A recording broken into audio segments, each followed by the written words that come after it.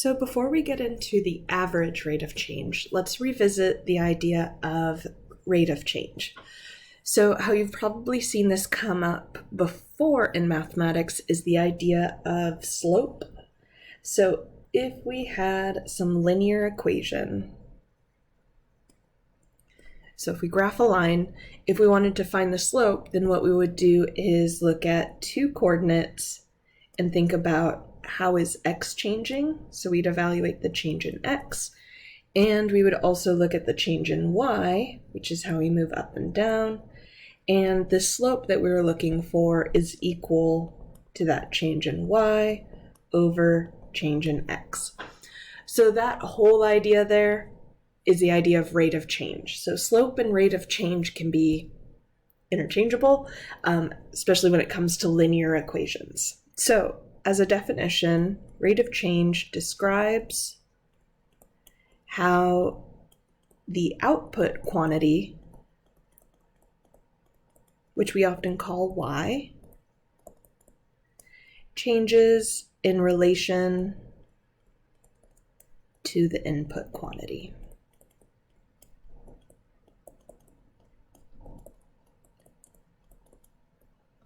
Okay, so that's what we're analyzing here, and that change in y, that's our change in output, and change in x is our change in input. So slope is a way of dealing with this. We're going to look at some problems that have context to them. So like if we were analyzing the distance a car travels over time, then what we might end up with is this change in distance over change in time. And that's where we get our units like miles per hour. Oops. Miles per hour. Because in word problems, this word per typically represents that division. So this would be coming from a scenario where miles is described in our numerator of the slope, whereas time or hours is described in the denominator of the slope. So we'd have miles over hours, which would translate to miles per hour. So in word problems, when we talk about rate of change, the wording typically goes whatever y is per x, where per is representing the division, and then we're just using our y units and the x units to describe that relationship. Okay. Average rate of change, or for short, we call this AROC, A-R-O-C, for average rate of change. So we use this when our function is not linear. So let's say I graph a polynomial, and it goes up and down and up again. And we want to use the same idea of looking at 2 points. So maybe we have a point here and a point there. And we want to talk about what's the average rate of change between those 2 points there. So let's call that first point A and that second point B. So we could see is between those 2 points, the graph dips down, so it lowers, and then it starts increasing again, and it increases longer than it decreases, and there's a turning point. But this idea of average, we want to see what's happening overall between those 2 points. So instead of looking at the specifics of going down and then turning and going up again, we just want to see how those 2 points connect. And with that, we graph the line between those 2 coordinates. That line right there is called the secant line, which is an idea that we'll return to in Math 148. But it's basically you have this function, 2 coordinates on that function, and you connect them with the line. So the average rate of change is the idea of the slope of this line. So it is the slope between 2 points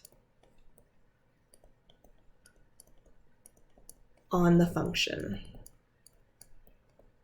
I'll also make a note that this is the slope of the secant line.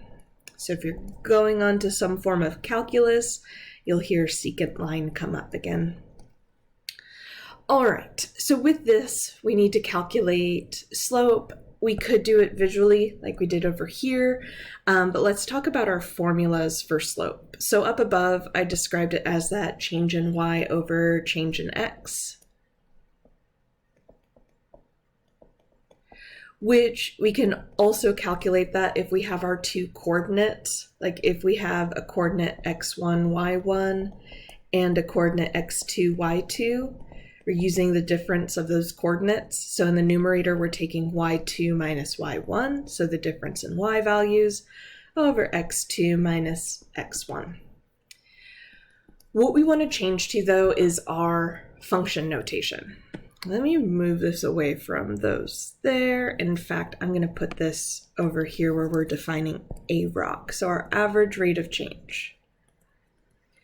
What's going to happen is we're looking over an interval. Like for my drawing, I said from A to B. So let's talk about this average rate of change on this interval, starting at A, ending at B. So my coordinates there, we have these xy coordinates, but how we could also describe this, so this first coordinate where x is A, if this is my function f of x, then my y coordinate would come from f of A. And then for my coordinate B, x would be B, and then y would be f of B. So I'm going to use that same notation for talking about this difference in y coordinates, difference in x coordinates. We're just switching to our function notation. So for the average rate of change on this interval A to B, we're taking f of B, which is our y value, minus f of A, which is our other y value, over the difference in the x values, B minus A. So this is the formula we're going to refer back to.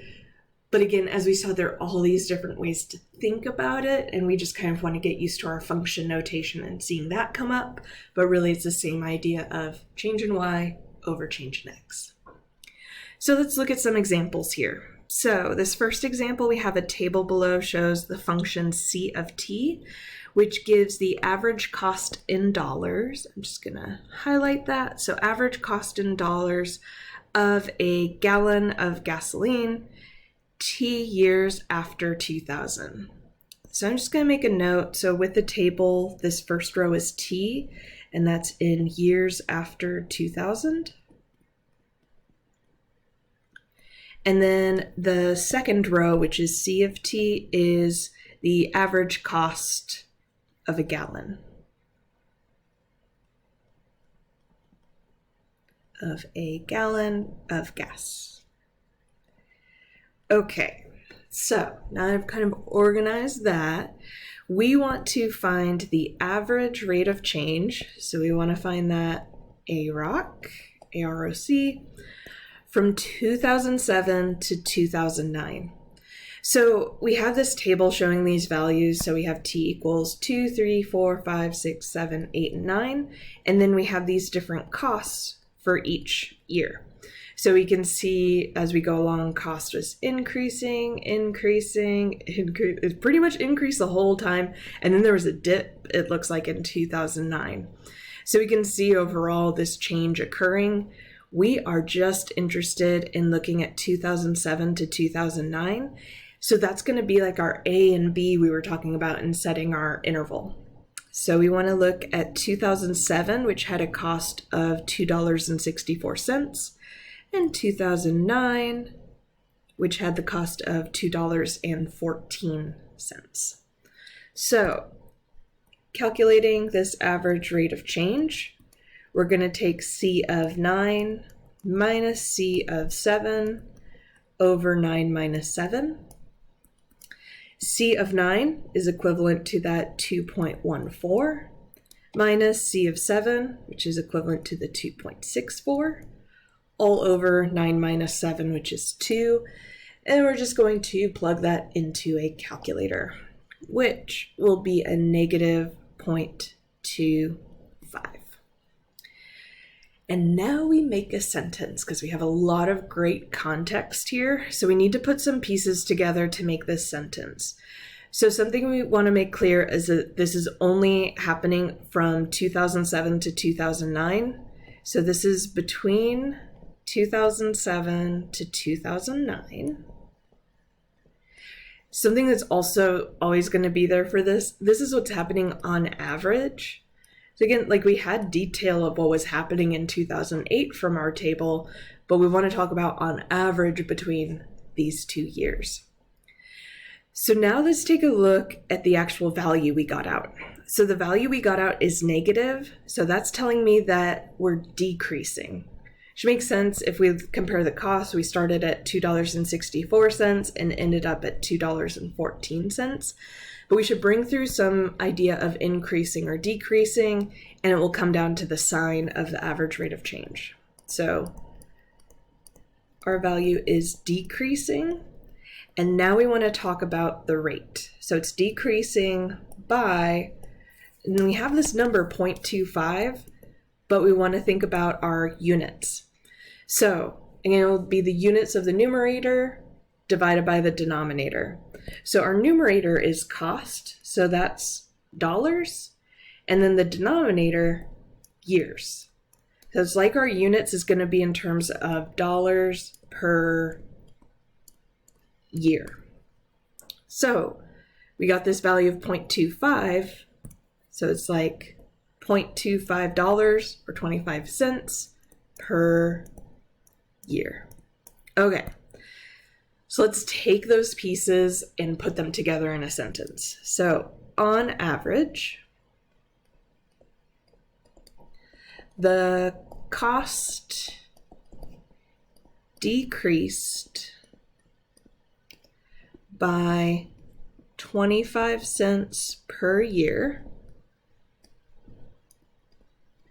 between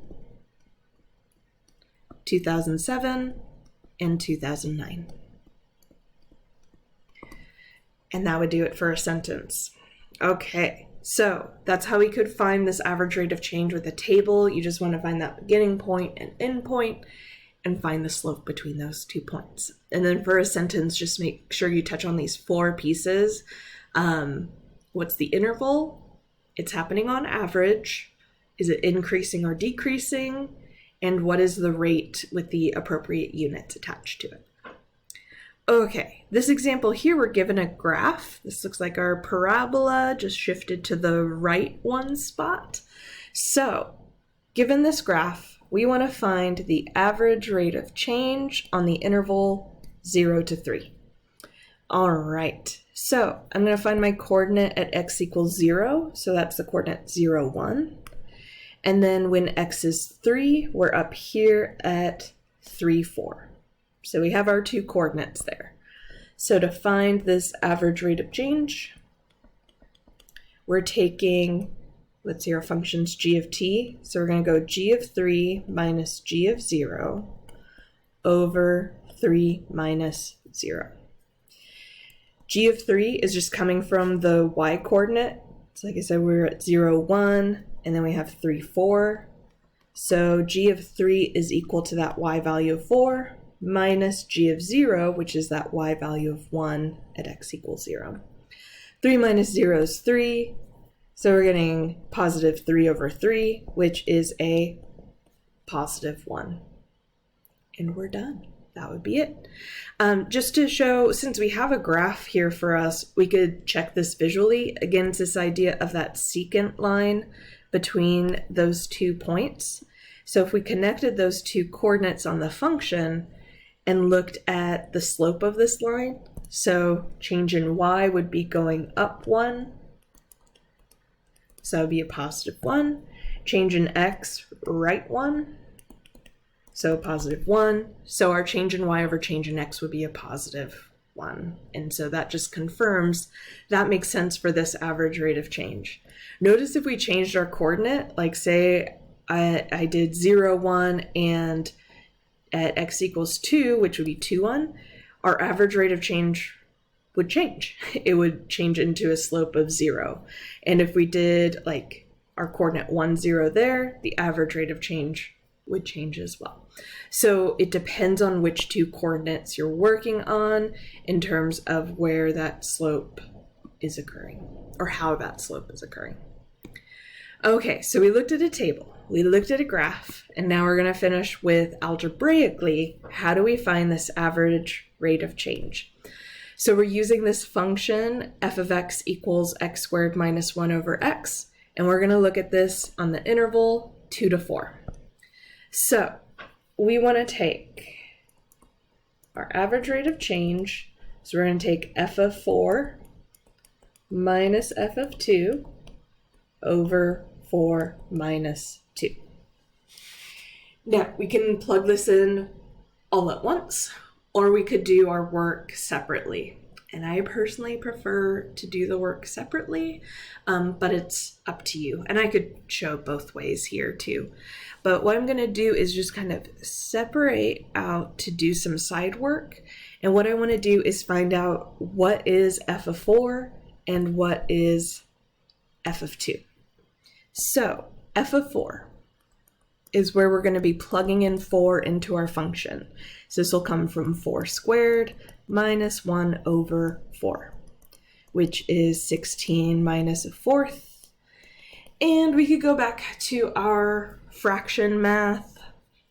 Yeah, this would be what, 64 over 4 minus a fourth. So this is 63 over 4. But just in case fractions are rusty, which is completely fine, because they're tough. You can use a calculator to help out, and the Desmos Scientific Calculator is really nice with fractions. So where did it go? There we go. So if I got to the 16 minus a fourth, I just wanted some help with those fractions, type in 16 minus 1/4, and what you'll see is it gives the decimal out. Typically, we'll try to stay in fraction form for as long as possible so that we're keeping accuracy there. So what I'm going to do is convert to fraction. And what this will do is it'll convert it and it will simplify it. So I'm just going to grab that 63/4, which they actually already found that there. So where I see f of 4 in my calculation up there, I want to make a substitution. So my next step for calculating the average rate of change, f of 4 is going to be 63 over 4. I'm going to go minus something that I haven't calculated yet, and then 4 minus 2 is just equal to 2. So let's go to f of 2. So this will be a 2 squared minus 1 over 2, which is 4 minus 1/2, which is 8/2 minus a half. So this should be 7/2. So this right here is equal to f of 2. So I'm going to make my substitution where I had f of 2. We're plugging in 7/2. And now with this, again, can do some fraction work, but let's go ahead and jump to the calculator since this video is getting pretty long here. So in the Desmos calculator, there's this nice a over b function, and that'll just separate your numerator and denominator.